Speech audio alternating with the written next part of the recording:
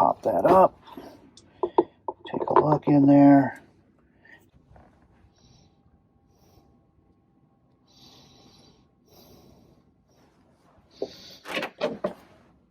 There we go. Oh, wow. Look at that. It just ripped right off. My name is Rick, and I have a sailboat on the San Francisco Bay. Join me as I refit sailing vessel Frog's Leap with an eye towards taking her to warmer places. I get to spend only a few days each month on the boat. That's why I call the channel Marina Queen. Well, I mean, I knew it needed to be replaced. I guess the lesson is you gotta trust your judgment. That's crazy. Let's loosen that up some more. There we go. Now we're getting some movement, baby. There we go. It's all about movement. Easy. Easy peasy, baby. So cool. This will just come right off, right? Yeah. Okay.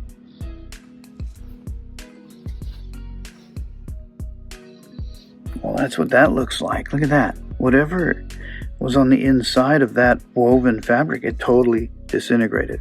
You would think that, you're not sliding it over some kind of mesh. You're sliding it over some rubber, usually, right? There was a layer of rubber there. It totally disintegrated. It's crazy.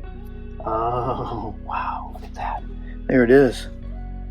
Just separates right at that's the inner coating. Crazy. That looks really perfectly clean, ready to take a new hose now. How about that?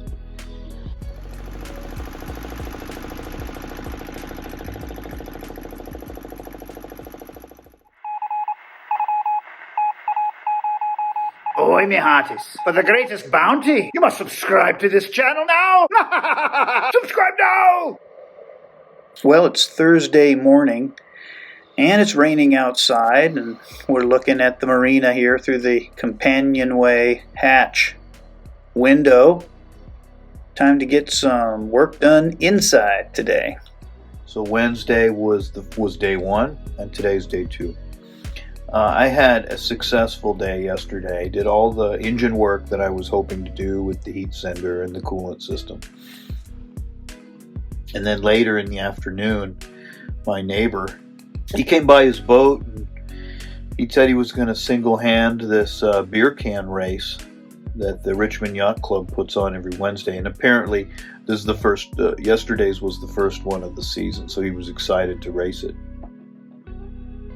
And so he offered to see if I wanted to crew for him, which I took him up on. It's only an hour race or so, but he's a very competent racer.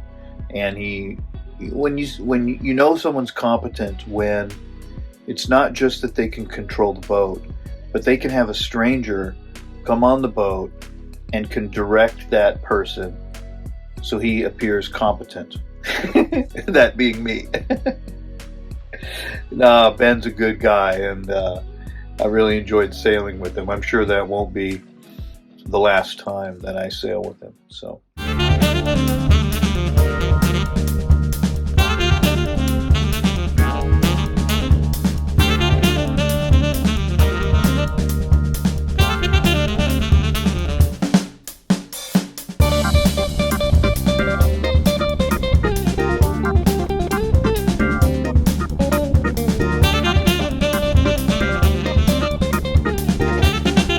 The struggle to work around interferences is real. So that little access point is our access to the water heater. So we're going to go up there.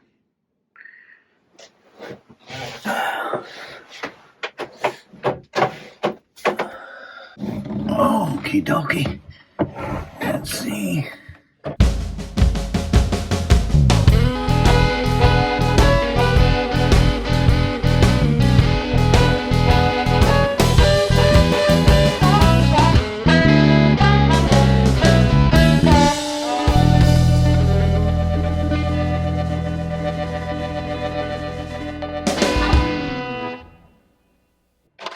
All right, so now This baby can come off and reveal the water heater.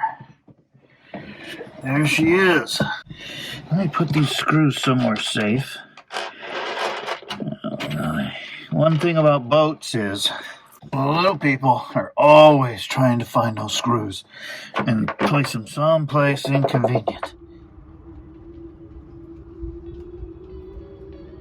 So this is my Rutland 913 wind generator, and if you Google it, it says it's a 250 watt unit, but practically it depends on the wind conditions. And you know, if the wind gets much beyond 25-30 knots, it's not really comfortable, so you don't really want to be out there.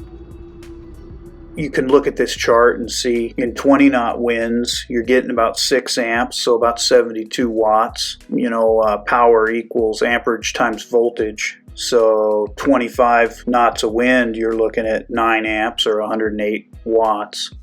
So 30 knots, 144 watts. 35 knots, 180 watts. And 240 watts, but that's at 40 knots of wind.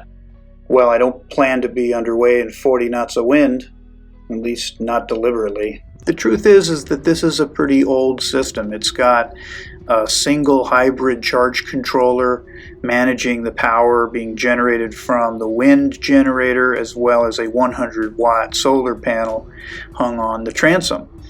And really, I'd like some redundancy. I'd like to have a separate charge controller for the solar and for the wind generator.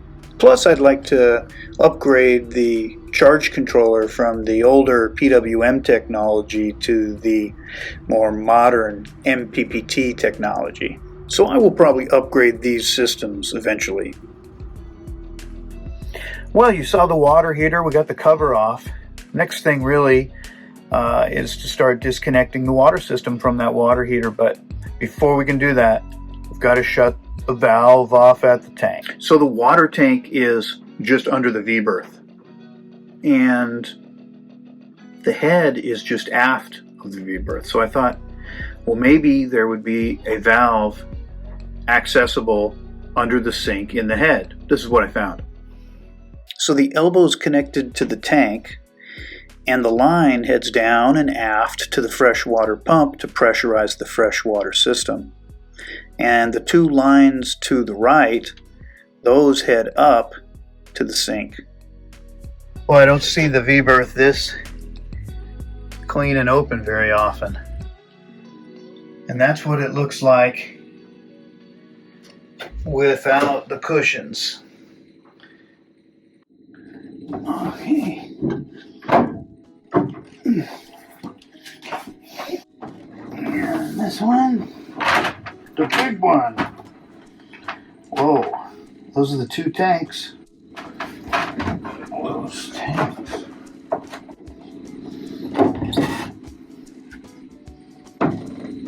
And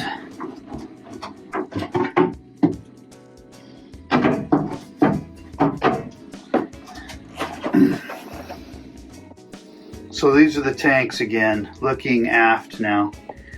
And you can see a little bit better what's going on over here. These are all the hoses that are feeding the sewage system. This is a little air channel, and it's how I measure the fullness of this water tank. And the fuel tank has the same thing on the other side. The sewage, there's no way to measure it. So other than the fact that you know I think it's 13 gallons. And you can see it's definitely getting a little bit of the aluminum corrosion. I'll need to go in here with a wheel and scrape some of that away. But it's not too bad. But I still have not found a valve, so I'm still looking for that. Yeah, so you can see the two holes on the water tank. One is the water fill and one is the vent. What we see in the bathroom is fresh water out. Well, thanks for watching, everyone. In this week's episode, I did get a chance to put the temperature laser on the engine while it was at idle. I was getting readings between 145 and 150 degrees, which I think is pretty normal. In next week's episode, I'll do a more comprehensive test of the engine, and what I find, well, that'll inform what kind of work list I'll be looking at when I go back to the boat in April.